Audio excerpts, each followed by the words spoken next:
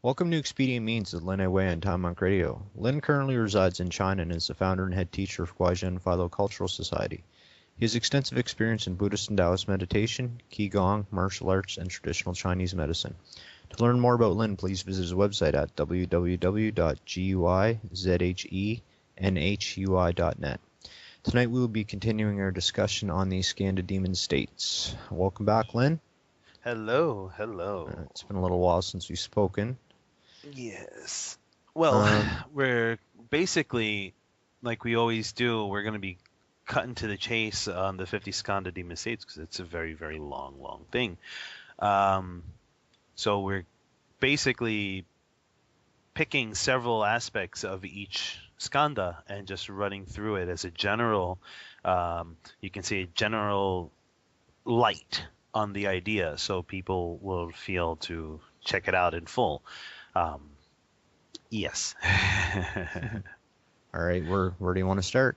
Well, we're just going through the next section, basically the characteristics of demons of the feeling skandha,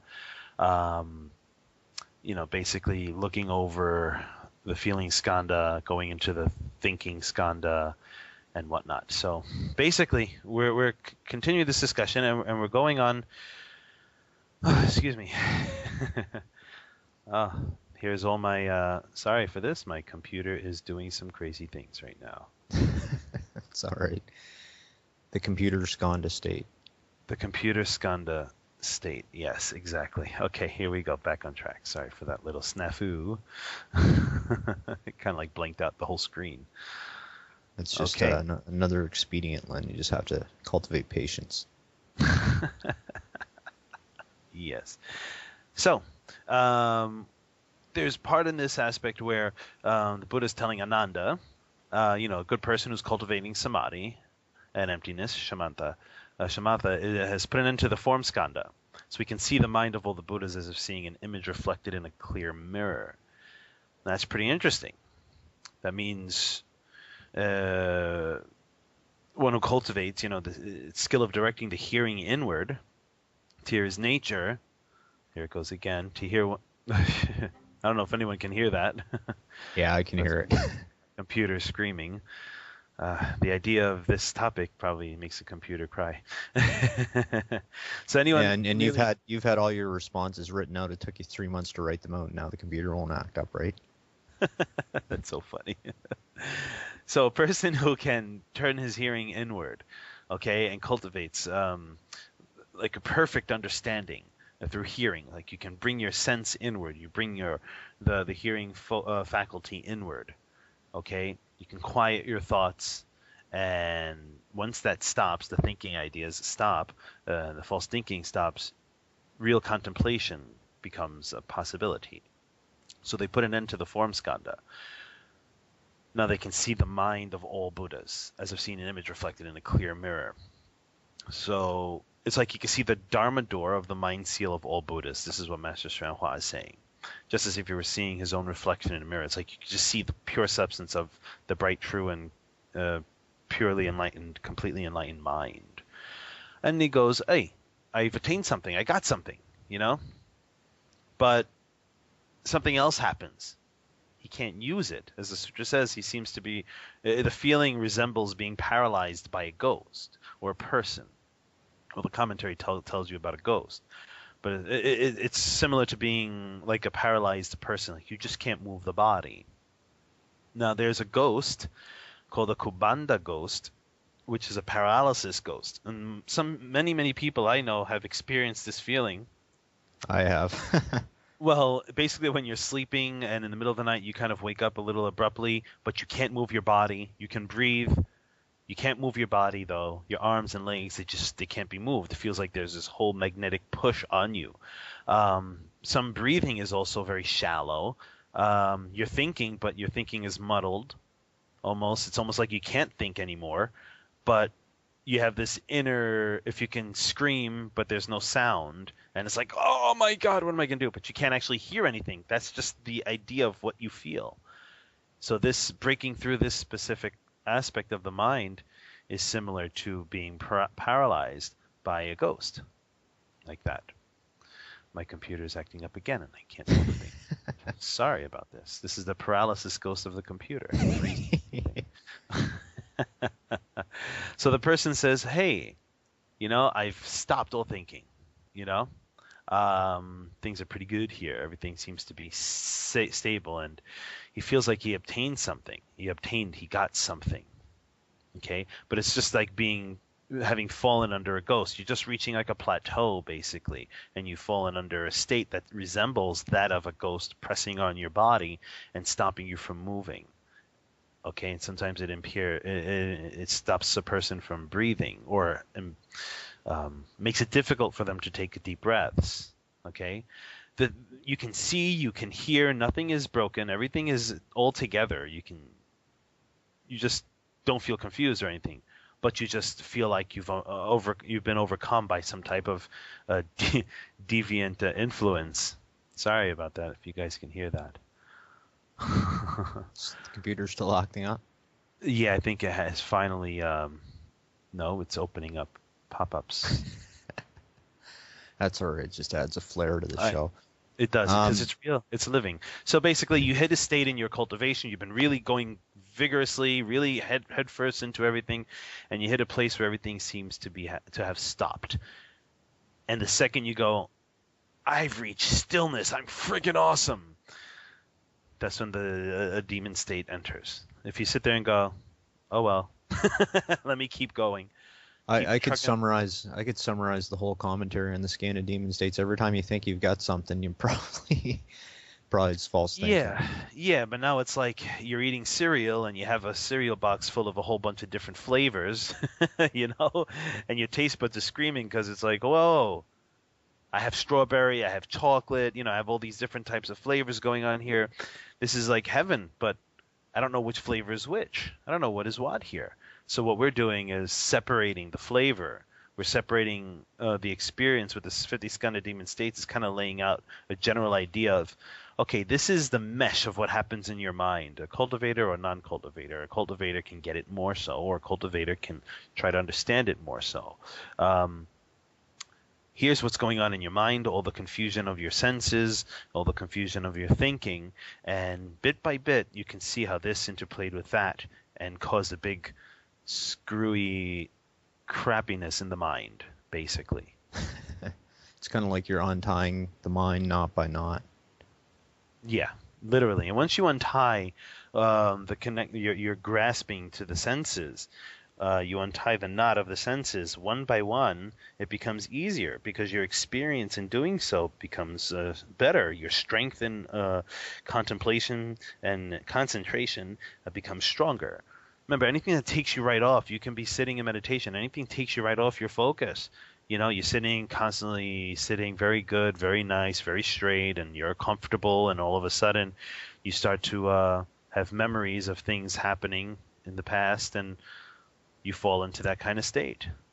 Then you start falling into a state of memory, which we'll talk about this later on in this commentary, whereas a demon wants to help you remember, because like, ooh, I have some memory now. I can see what happened 20 years ago. I can see what happened 500 years ago. But now then, they go, well, I want to remember this and remember that. And the demon goes, oh, there you go. Now I'm going to help you remember. And it's going to keep you locked in a state of remembrance. That your mind is stuck in a state. It almost feels like you can't get out. You're always constantly remembering what had happened in the past in specific time periods. And you're thinking, well, that's good. My memory is great.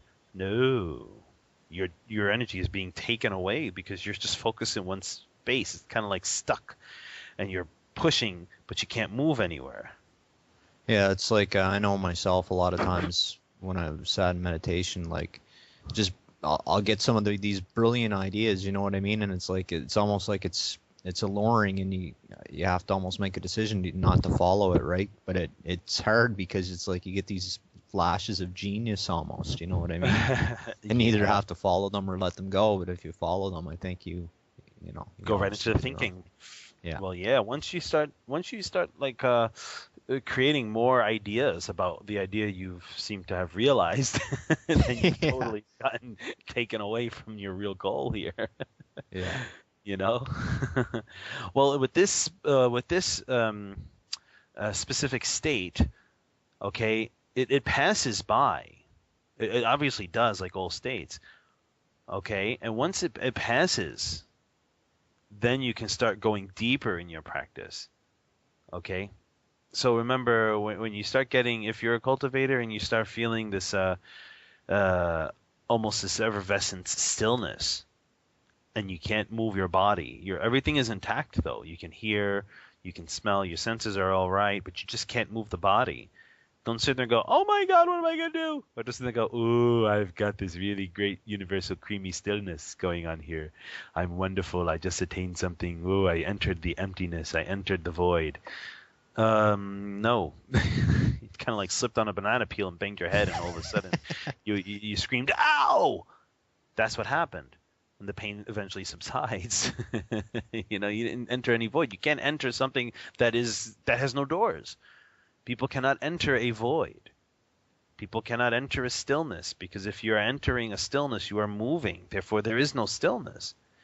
It's said entering just as a way of speech, but there is no, oh, yesterday in meditation I had entered the stillness. And what happened when you entered the stillness? I said, wow, I am still. I've entered the void. I am one with the Tao. Really? And then you'll have a person to sit there and laugh and just slap their forehead and go, hey, if you entered the stillness, you weren't actually still. And if you're going, I won with the Tao while I was in the stillness, you're not actually anywhere else except sitting in your body on your meditation cushion saying, I entered the stillness and I won with the Tao. Oops, I broke my concentration. Let me get back to work. But you didn't do that. You just, hey, I entered stillness. Yeah, I'm pretty cool. I'm a sage. No, that just, you get taken even further. Remember, all these states, once you start putting a check mark next to it and going, hey, I got this, I'm wonderful, you fall off. Yeah. So it's basically such a very, almost a kindergarten practice, the six Skandha states, when it comes to, you do A, you get B, and if you think B is really good, then you get C, which is crap. But if you say... B is okay, then you don't get C. You go back to A because you got to just start working over again. You work even harder. This might sound like kind of a foolish question, but would one hit all these states in their practice, or I wouldn't think so, but I think it would depend on the person. But what's your thoughts on that? Yes, I have students who've been asking me this question because they're confused. They go, but I feel like some of these states I've got, some of these states I didn't. But if I hit these states, does it mean that I've gotten anywhere? Like I've been doing really good, right? So I hit the state. No, it's not that you must get this state to say I'm actually cultivating. You see, the states are just 50 as a general number. They can be combinations of each other or combinations of others that aren't written in here. But these are just letting you know, hey, this is what happens, and there's other ones out there too. I'm just giving you 50 general ones that basically cover, in a nutshell, your skandhas. So you get an idea of how to grasp your mind. Now, if a person is experiencing anything that we're talking about, like being able to break through the form skandha and fly out of their body and, travel, astrally travel anywhere they wish to go, that's a pretty cool ability to have. But it doesn't mean you're a sage just because you can do that. And it doesn't mean people should be paying you $5,000 for, an hour of how to do this. Okay, and you pay your own plane ticket and hotel. It just doesn't mean that, all it is that when you're cultivating and you're really busting your butt in cultivation, there's a light that shines and it attracts all kinds of things to you.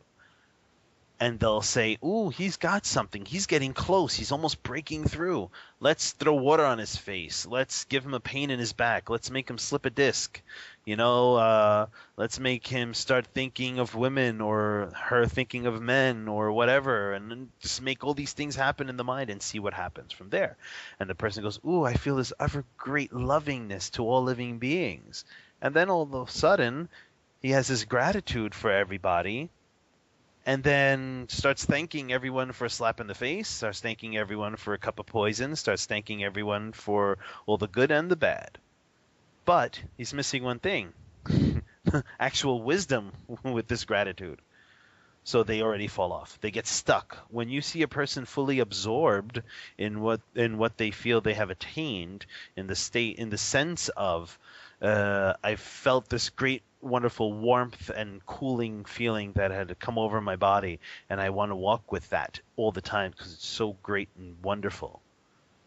And you see that person trying to keep a composure to themselves and trying to keep an attitude and, like a whole entire mannerism to themselves to keep that kind of feeling. They're absorbed in a demon state. They're not going anywhere further. They're not even cultivating anymore at that point. They're stuck trying to nourish that one specific state of mind.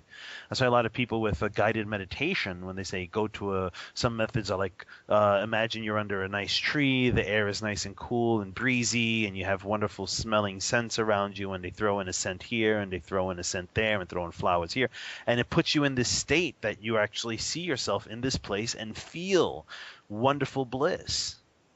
And then every time you go to do meditation on your own, you want to go back to that state because you think that's the goal, or you are taught that this is the place you need to go to feel, or to even assume that you are actually practicing.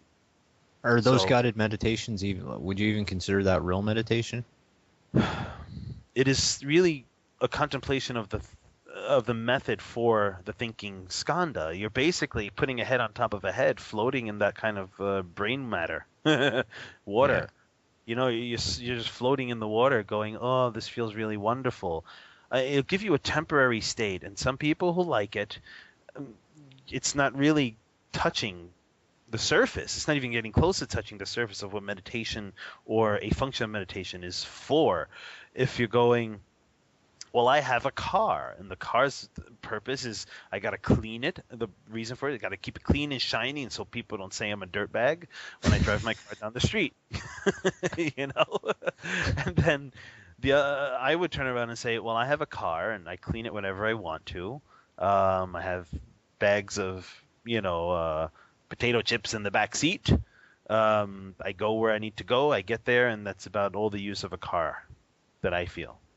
So I want to just get to where I got to go. I don't have to make it look shiny, put new rims on it, put a new speaker system, put hydraulics in it and bounce every time I hit a red light looking at girls. It doesn't mean anything. That's just adding more to it.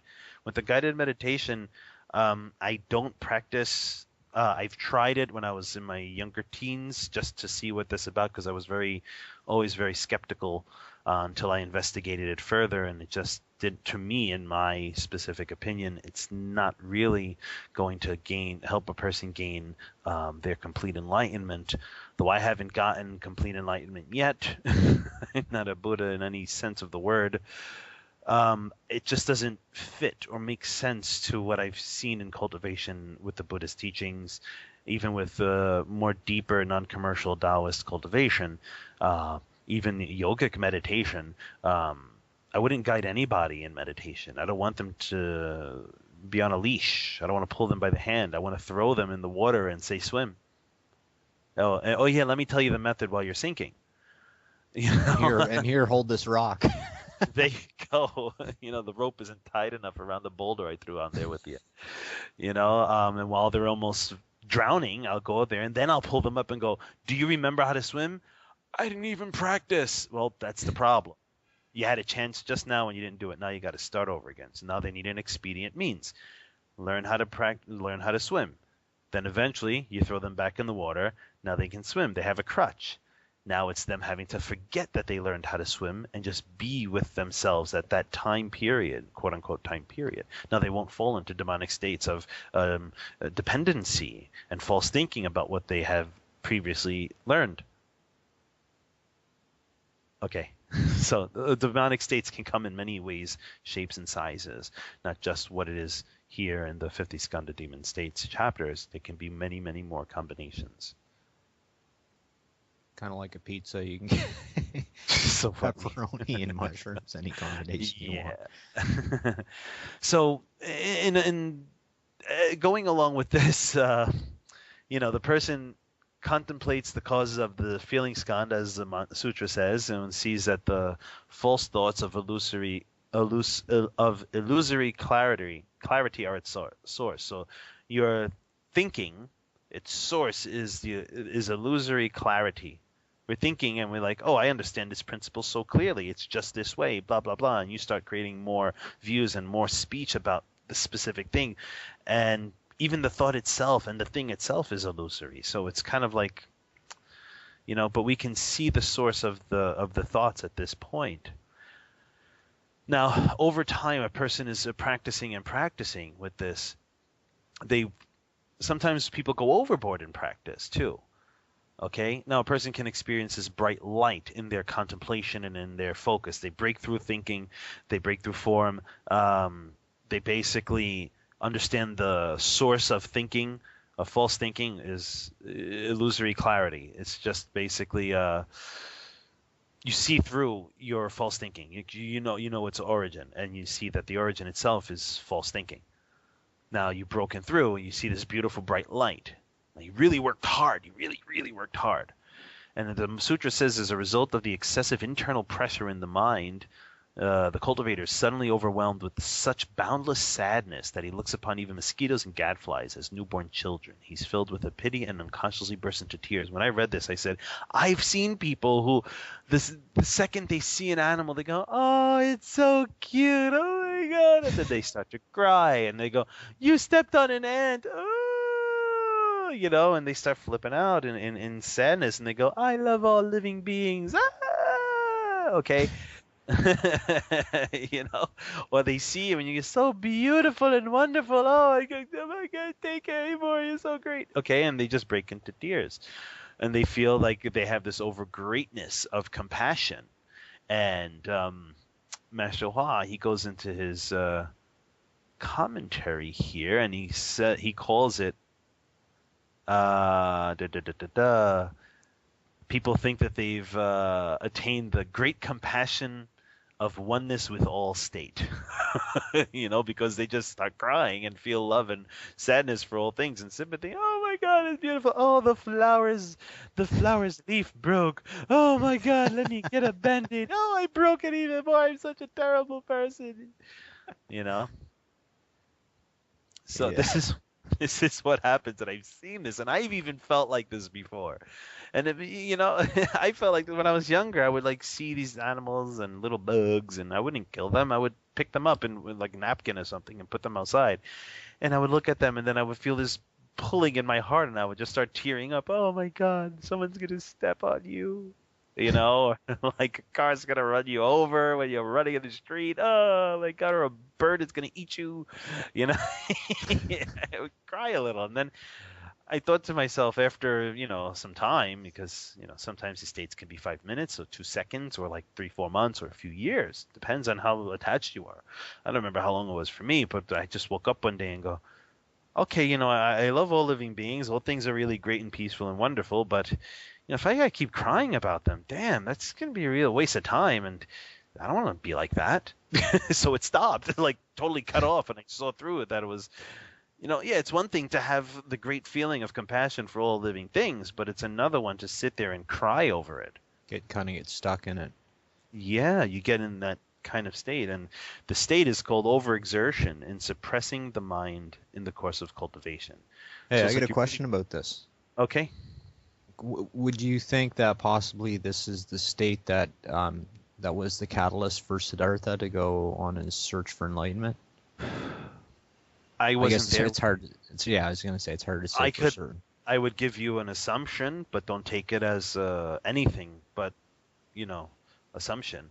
You could say that when he saw sickness, old age, and death, he just looked and said, I don't want that shit happening to me. It's like, ain't nobody got time for that. And he just put himself to the grind and really tried to work it. He didn't sit there go crying for everyone. He probably felt a sadness that went, oh my God, what's going on here? This is not the world I was shown. Yeah. Okay, now there's two worlds. There's a rich world, and then there's the world that everybody else experiences. Okay, let me go see what that's about, because this obviously is going to happen to people. So he asks his cousin, I believe, and says, yes, it's going to happen to you too, and it happens to everybody, and this is what goes. Well, I got to find a way not to let that happen. So I think his motivation was not just the fact that he felt the pity for people. It wasn't a Skandha state in the sense, because he didn't sit there crying his eyes out over, the people who were being cremated, or the sick people and the lepers in the street, or whatever he saw. All right, good point. I'm sure it wasn't that. I'm sure he just sat there and said, whoa, no, that's not for me. No. F this. I'm getting out of here. And he ran and he just tore his clothes off. Okay, let's go. Let me get out of this little whatever they call it. I'll figure it out at some point or another. And after his time, he did figure it out. He called it the cycle of birth and death. I don't want to be on this. I don't want to. Even at first, I guess if it was an egotistical drive, maybe like the fact that he didn't want that to happen to him. Not saying it was, but even if it was, he's used that as an expedient, right?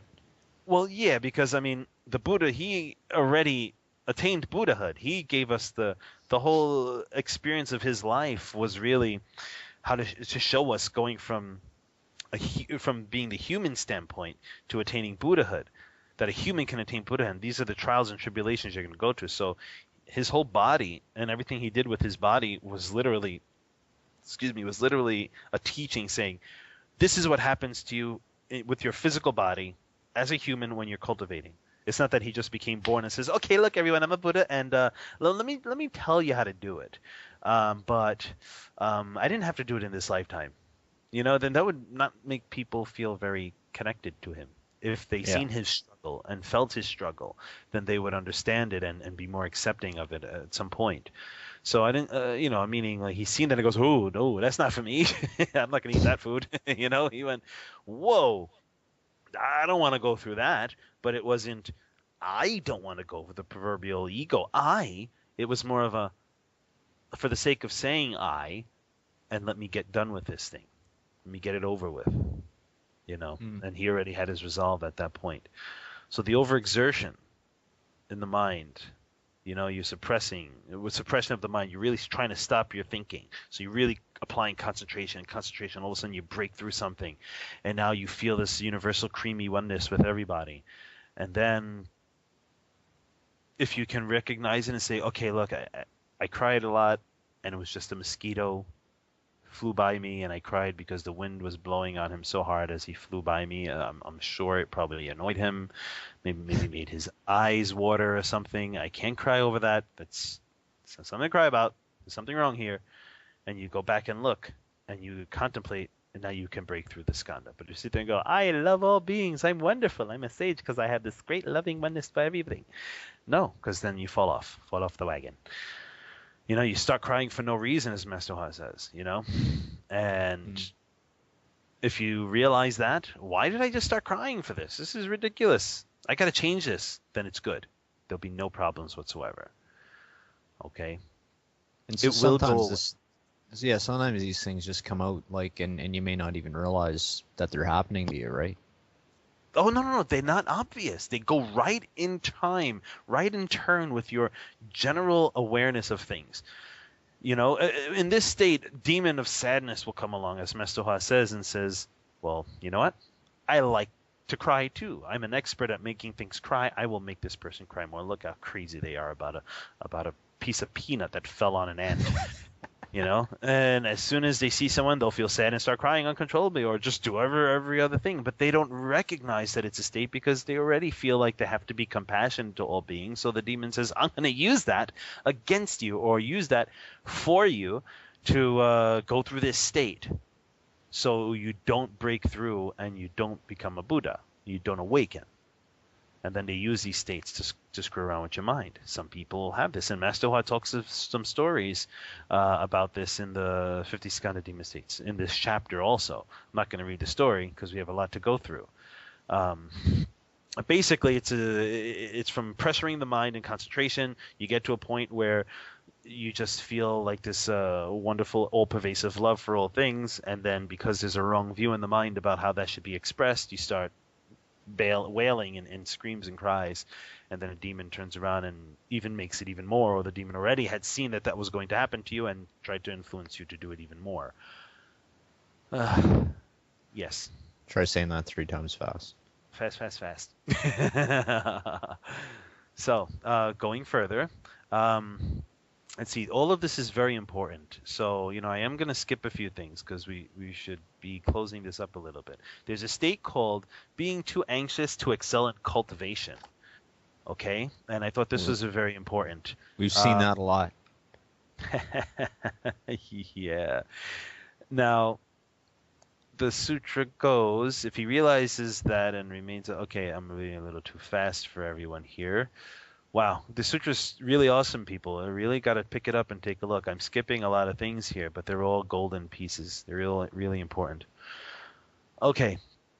In his cultivation, okay, person is in a state of samadhi. They see the disintegration of form and understand the feeling skandha. At the time, he has a sublime vision and is overwhelmed with gratitude. Okay, we get into that.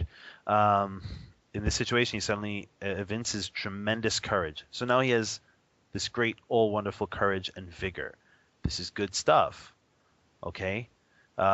He resolves to be equal to all Buddhas, to say he can transcend 3 extremely uncountable, unmeasurable eons. We call them asamkheya kalpas of eons. Asamkheyas of eons in a single thought. So now he's like, oh, I tally with the Buddhas now. So among the 5 skandhas, he knows that the form skandha is gone, and he is quite clear about the feeling skandha. This is what Master Hua goes to talk about. At the time, he has a sublime vision and is overwhelmed with gratitude. So he is a very special and rare vision, and he feels, wow, this is wonderful, and he feels extremely grateful for it. But as Master Hua goes on, excess is bad, and is just as bad as insufficiency. So you can go too far and maybe not far enough. So you have to find the middle way. This is what the Buddha always said. You gotta go in the middle way. Don't just go one way all the way and the other way all the way. You gotta go the middle way all the way. Don't go the middle way half-assed, because like, hey, I'm just going a little bit in the middle way. If I go too much in the middle way, what's gonna happen? We don't know. It doesn't work that way. So in this state of samadhi, he finds great courage, fearless and vigor. He's just really wonderful. He's like, I'm a Buddha. Me and the Buddha are great. We're the same. I can go and become a Buddha very quickly now. No problem, because I'm a Buddha. And this is very important. He not only says he is the Buddha, but he says everyone else is a Buddha. And this person really already has gone off the a little wacky here. I'm a Buddha. You're a Buddha too. Everyone's a Buddha. And you know what? I'm a Buddha, and none of the Buddhas are above me because I'm a Buddha just with them, and that's not good. So everyone has a potential for Buddhahood, but you have to cultivate to realize that. You can't just go blindly saying, hey, you're a Buddha, I'm a Buddha. Look, my dog is a Buddha too. Oh, look, the fly and the mosquito, who I once felt so unimmeasurable compassion and cried my ass off for months and months and months. He's a Buddha too. Oh, but he died already. He went on to the Pure Lands. No. If one cultivates, it's not even possible for them to become a Buddha in a single thought. But it is possible. But it's not possible. Not likely. It takes a long time, right? And time can be shortened if one understands the teachings that they're learning of the Buddha Dharma, the Buddhist teachings, and they practice according to it. But in one single thought, though we say in some sutras it's like you can attain Buddhahood in a single thought, it's because there have been countless eons of cultivation, and then all of a suddenly you attain it. But it was not without eons and eons of cultivation. You just don't realize it. Right. People usually see the end result and say, oh, I want to do that too. Oh, he can shoot laser beams out of his finger. I want to cultivate what he does. And he tells you how to do it, but it's going to take you like 400 lifetimes. And you're like, you wasted my money. I can't do it. But I can feel some heat in my finger. And I can feel what the thing feels like, what the cup feels like when I put my finger towards it. 4 inches away, I can feel like pressure from the cup. Ooh, I'm pretty cool. You know? I'll get it. 60, 70, 80 years later, you're like, I'll get it. You know? And then we'll see what happens next time. So with this person, they cultivate, but they lack wisdom, and they don't have a good and wise advisor to instruct them. You know, they work hard at cultivation, but they develop wrong views. So they see that, oh, well, I haven't become a Buddha yet, so I must be a Buddha already. They go, well, this is a long way. I've been cultivating. I must have become a Buddha already. Okay, great. They praise oneself, as they call it, the experience of praising oneself as the equal of the Buddhas. And it occurs as the breakdown of the feeling Skandha. So those who are breaking through the feeling Skandha, you're going to go, wow, I feel awesome. I'm just like a Buddha. You know, and you say, wait a second, I remember in the Skandha demon says they said something about this, that I'll feel really wonderful and great and fluffy, and you know, I'll think I'm like a Buddha. Ooh, I do feel like that. Okay, I hit a demon state. All right, let me get back to practice. Now you even go further instead of being stuck or eliminating your merit from your practice. So it's being called too anxious to excel in cultivation. And if you understand that, okay. If not, oh well. You know. When a person considers himself a sage for this, as the sutra says, a demon of insanity will enter his mind as soon as he sees someone who will boast about himself. He will become extraordinarily haughty, to the point that he recognizes no Buddha above him and no people below him. Lacking proper samadhi, he will certainly fall. Now, I know people who are not cultivators, but do this. Yeah, I know, I do too. Yes, they do it, and you know, I shouldn't have a discriminating mind about it, but when I read this, I just said, yes, I know these people, and they popped up in my mind. And I said, yep, that's them. Yeah, they don't even cultivate anything. And they're like this. So to answer the question before, you don't have to be a cultivator to go through these states. You know? Yeah. So it'll just happen. It'll just be that way. And they keep going on and on about how great they are and how screwy everyone else is because they do not meet up to their wonderful things. As he says, as they say here, if you can recognize the states of the Skandha demons, you will not get carried away with reckless boasting and assume that you are an extraordinary individual. So Master Hua is inviting people to come. He says, come to listen to this lecture because you will know about them when they occur in cultivation. It's called too anxious to excel in cultivation. Now, people can do this in anything, not just cultivation. You know, you could be doing it at your job. You could be taking a shower. I want to be quick on my shower. Oh, I got to be quick. I got to be quick, you know, and then you feel like you're going really fast and you're pretty cool. Wow, I did that in 2 minutes and I'm really ultra clean. Damn, I'm pretty fast. You know, and your friend's like, wow, you took a shower so fast. Yeah, man, I'm pretty damn good. That's right. Take a shower really quick. Clean. Everywhere's clean. Not a dirty scent or speck on me. You know, and they're like, well, I go in the shower for like a half hour. I really like their scrubbing. I scrubbed. Look at my skin is still red from scrubbing. That's how fast I went. Then you're pretty crazy, pretty cool. And they build that. You know, they gas themselves up with being pretty crazy because they can shower pretty quick, and they try to make that some type of skill, try to look cool with it. You know, now this is because they had some courage and they had vigor. And as a cultivator now, you really focus on what you're doing. You got strength. You're like, yeah, I'm doing pretty good here. And now you feel pretty, you know, built up. Yeah, you worked out. Your muscles are big. You can lift up a friggin' 200 or 300 pound desk. And you feel wonderful. Now, there's nothing wrong with feeling courageous and vigorous in what you do. But don't start, you know, letting it become a conceited thing for you. You know, it's like start bumping into people on the subway and start causing trouble. Yeah. So it's like, okay, you become a Buddha, and as Master Hua says, okay, the Buddha spoke 3 treasuries and 12 divisions of the canon. How many treasuries and divisions have you spoken? He's like, you don't even understand them, and yet you say you're a Buddha? Isn't that absurd? You know, the Buddha spoke a lot of his teachings. His own teachings, he spoke them. That means you don't have to remember everything word for word, but the principle of everything that the Buddha has spoken The overall substance you should be able to lay out straight up, and not in one word either. It should be straight up. How are you going to do this? You can't. One time a person asked me, I become a Buddha. I have awakened. I've retained enlightenment. Now what do? I feel so confused. He went, what? And he's a wonderful guy, too. A very good guy. It's not wrong for thinking that. That's just the state that he got in. And thankfully, I said, okay, well, why don't you tell me what you awakened to? He goes, what do you mean? I said, tell me what you awakened to. And after you're done, here's my sword and go commit suicide. He went, what? I said, tell me your overall wonderful truth and go kill yourself. And he flipped out. You just go screaming. He goes, what? Are you what? He was confused at that even more. I said, it's a game I'm playing with you. Where is your mind now? I'm telling you to go kill yourself. You can't even answer that question. You can't even answer that phrase.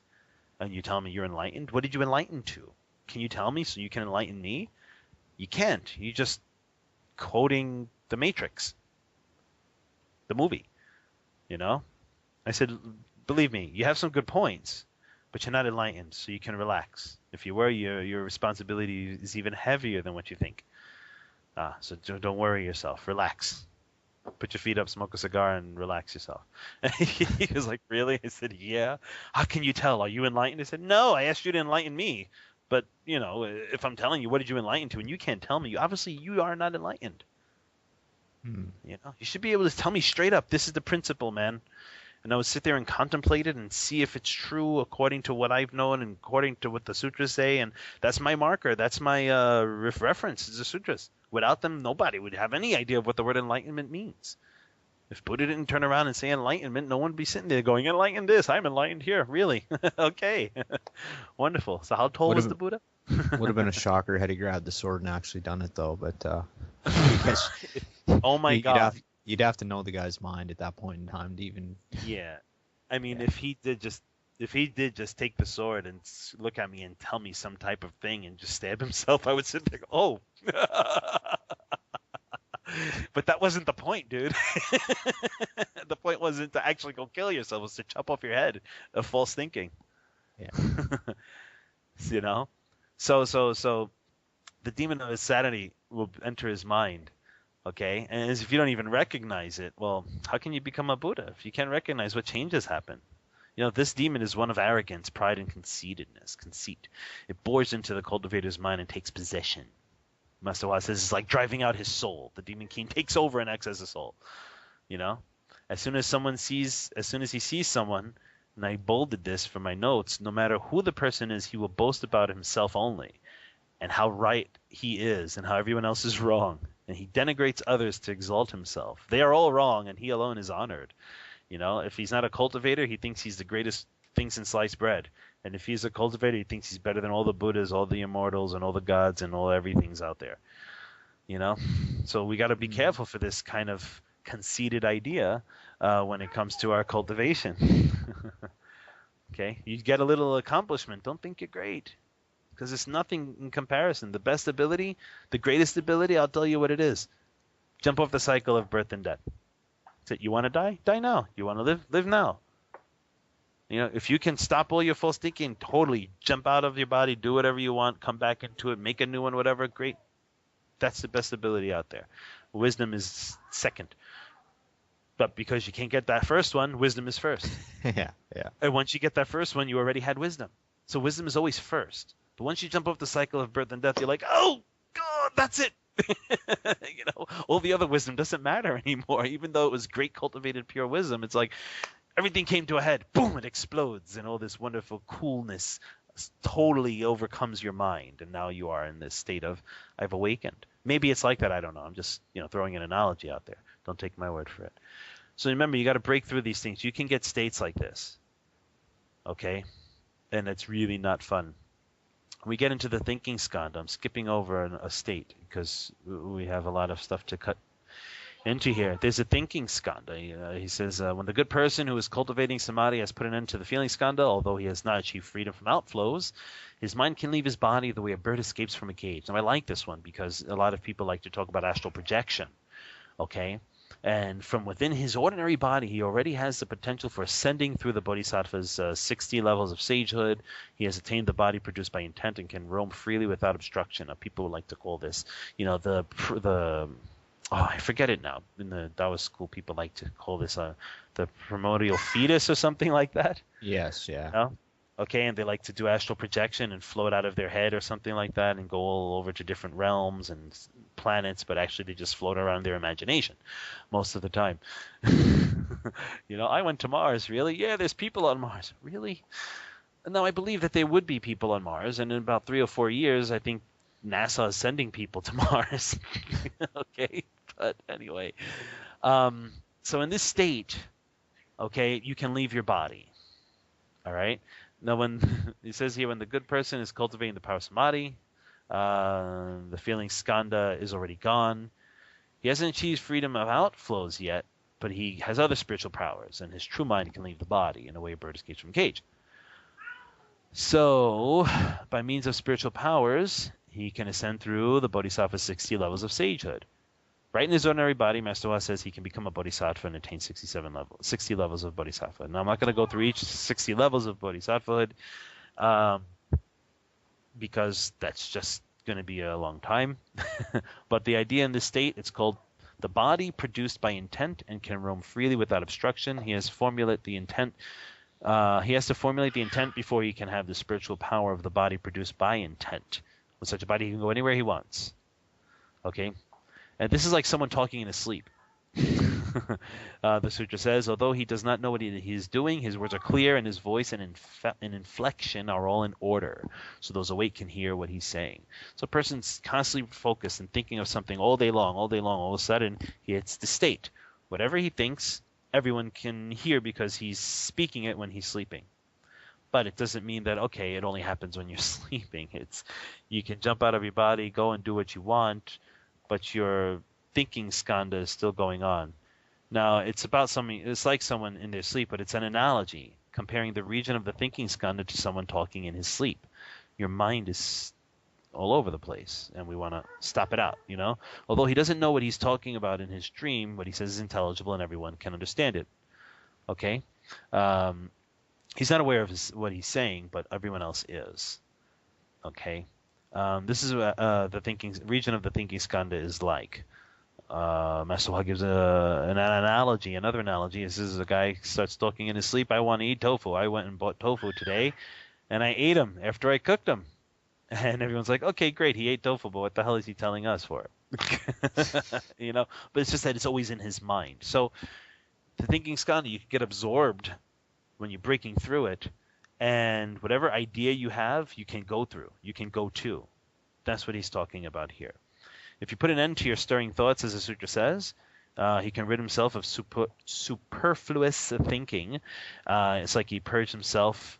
He has purged defilement from the enlightened, understanding mind. He is perfectly clear about the births and deaths of all categories of beings from beginning to end. Okay, he can transcend turbidity of afflictions. Contemplating the cause of thinking skandhas, one sees that interconnected false thoughts are its source. He knows the source of all thinking, which is pretty damn cool. Okay? But the fine thoughts, the very subtle thoughts, we go into the sixth consciousness, they stopped. Superfluous thinking is also eliminated. That means you're not just thinking random things, and you're not thinking things you're not sure you're thinking. Okay? Now your mind is clear, and now you're getting into the eighth consciousness. So you're clearing out the mind ground here. It's very important to do so. Okay? But you got to understand that it's only a state. Okay? You can break through and see the origin of false thinking. Of the thinking skandha, you can break through.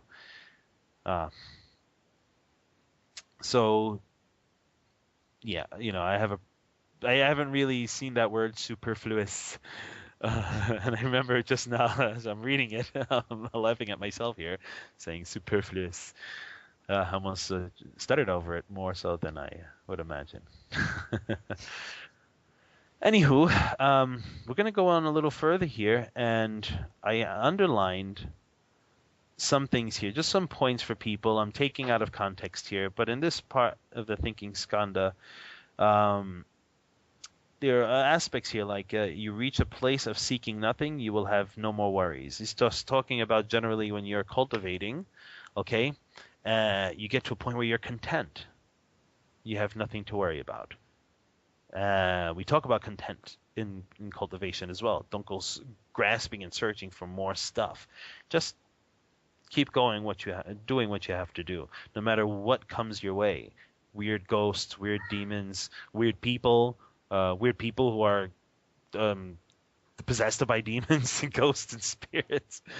Okay, and some people don't believe in spirits and ghosts, and that's their problem. Just because you don't believe in it doesn't mean they're not there, and just because I believe in it doesn't mean they're there either.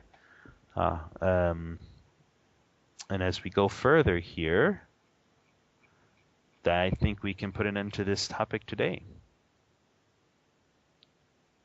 That's it? You want to wrap it? We could wrap it up. Spoke to pretty much, basically, on a few of these thinking skandhas here. Whatever views, and I tell this to my students all the times, whatever ideas, notions you get when you're cultivating and you're sitting in meditation, or you're reciting the Buddha's name or a mantra or contemplating a meaning from the sutra, and all of a sudden you hit this wonderful epiphany about how things how things actually are, don't believe it. Stop. Don't even bother believing it. You can think about it. It doesn't make sense really, but truthfully, how can you believe your mind if your mind is the very thing that you want to put to rest? We have to get the origin of our thoughts. We want to get to clean out all our defilements. We want to cultivate to pristine happiness and true enlightenment. So anytime before that, all notions are just false. Don't even bother believing what you think. Don't believe yourself. Don't make other people believe in yourself either. Yeah, but then how are you going to make $5,000 in a workshop? When you become, let's see, what's this Skandha demon state here? I really want to find this name here because I think it's really important. It's like when a demon possesses another to speak the Dharma for you, and then all of a sudden you get other people start believing in this person speaking a teaching and get taken by him as well, because your cultivation has become so strong, that a demon can't possess your mind anymore. But they may be able to at some point if they see a weakness or some place you didn't cultivate strong enough. So a person cultivating unhindered clarity and wonder that ensues after the feeling skandha is gone. This good person is untroubled by any deviant mental state and experiences perfect bright concentration. Within samadhi, his mind craves perfect brightness. So he sharpens his concentrated thought as he greedily seeks for cleverness and skill. Now, he doesn't want the expedient means. He wants cleverness and skill. He wants a skill that he wants a means in which not many people can find. So it's like, I'll talk to somebody, but I want to teach them about the Dharma, and I want them to learn cultivation. So I'll say things then which they will not know, or anyone else, people around us will not know exactly what the goal is of what I'm trying to do for this person or to this person. But they'll end up cultivating. That's the direct clever, using clever means to get a person to understand or awaken or even try to cultivate. The expedient means is pretty obvious, That's why we call our show Expedient Means. I'm not trying to pull you without you knowing where you're going, but it's still okay to do that because some people, you can't tell them straight up, okay, why don't you try this method because da-da-da-da-da. You use a method without them realizing they're using a method, and then all of a sudden when they break out of that method, you remind them, remember this? Yeah? Yeah. It's because of this other situation. That's why I told you the method. They'll, oh, wow, okay, I get it. But in your cultivation, in a person's cultivation, they'll get to a point here that goes, okay, I really got to develop good skill. I want to really get clever. I want to know people's mind, and their mind is pretty good too themselves. The cultivator is pretty stable, pretty good, but there's just a little something, little off. Okay, and basically a demon sees that they can't possess them, but maybe they can if they find the weakness, and get some other demon to say, hey, why don't you go over there, possess this guy, and go speak a teaching to this man. Make him fall. Make him become one of us. Or go get him to screw up even further. And the demon will possess somebody and start speaking a dharma to this person, which is deviant anyway, and then all of a sudden make this person go crazy or fall. There you go. All right. Well, in closing here, I'm gonna throw a quote at you and just see if you can guess who this is from. Oh man. Because I think it hits on a couple of the Skandhas we talked about today. Cool. All right. I'm one of the most sensitive human beings on Earth, and I know it. Any guesses? No. Jean-Claude Van Damme. Jean-Claude Van Damme. Okay. Sensitive awesome. man he is. That is awesome. All right. Well, thanks everyone for listening to Expedient Means with Lin and Wei and Tom on Radio. Please be sure to join us next week when we discuss something else. Very cool. Thank you. All right. Thanks. Bye. Bye.